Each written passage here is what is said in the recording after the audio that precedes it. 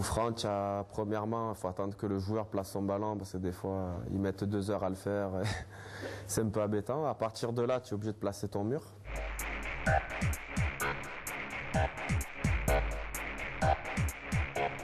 Tu places ton mur avec un mec en fait au départ. Tu as juste un homme de base que tu places et les autres se mettent à côté.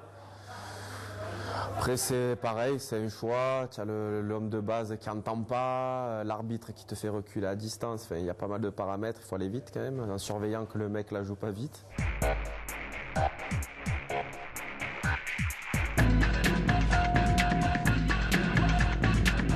Une fois que tu as placé ton homme de base et que tu as tes 4-5 joueurs, c'est à toi de choisir ce que tu veux comme style de mur. Après il y a une autre décision à choisir, c'est de savoir si tu fais sauter ton mur, si tu le fais pas sauter, s'il se met sur la pointe.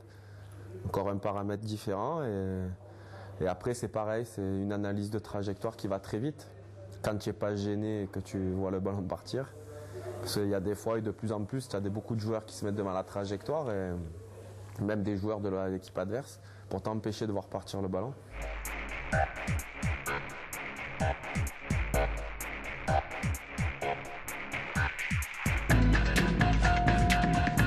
Les frappeurs sont de plus en plus adroits et les ballons aussi vont de plus en plus vite. Donc c'est aussi délicat, il faut vite analyser la trajectoire. Et pareil, après c'est comme une sortie aérienne, c'est tu choisis.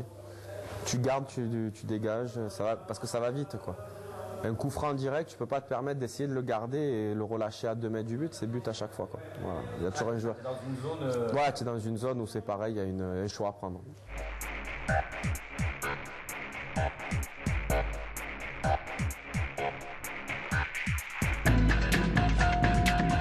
Là déjà pour le garder, donc déjà c'est impossible, donc tu le vois vite. Après c'est surtout une fois que l'analyse de la trajectoire et que toi tu as dit il est cadré, il faut que je pousse pour aller la chercher. Après c'est surtout se concentrer de la dégager le plus loin possible.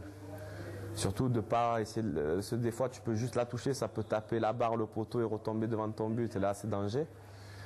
Quand tu vois que tu peux l'avoir, c'est de le pousser, quoi. De là tu mets ta main à plat et tu mets tout ce que tu as dans tes jambes pour pousser le plus fort possible pour que le ballon parte loin.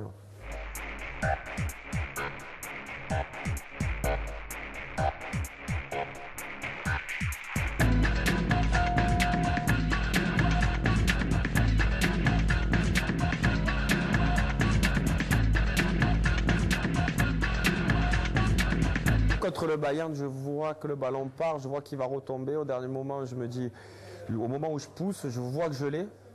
Et là, je remets un dernier coup en fait en poussant en l'air pour la dégager. Tu sors tes bras au dernier moment pour la pousser le plus loin possible, quoi. Il y a cette part de timing, de feeling, de réussite. Il y a des coups francs où le joueur il a super bien tiré. Sur ce coup-là, il y a eu 1/10 de seconde où tu as hésité, tu t'es bloqué, quoi. Et ça va tellement vite que si tu n'es pas dans le bon temps, tu es mort.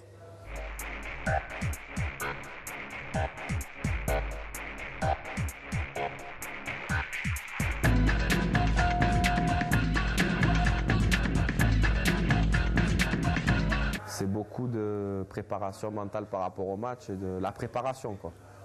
On travaille beaucoup en début de saison, mais moi, en pleine saison, après, je ne peux pas autant travailler, quoi. J'ai jamais une semaine pleine pour travailler. Donc, non, c'est beaucoup de technique, de s'habituer aux trajectoires. Techniquement, voilà. Techniquement, il faut être propre, c'est-à-dire à l'entraînement, d'essayer de garder les ballons, parce qu'un match, après, c'est totalement différent.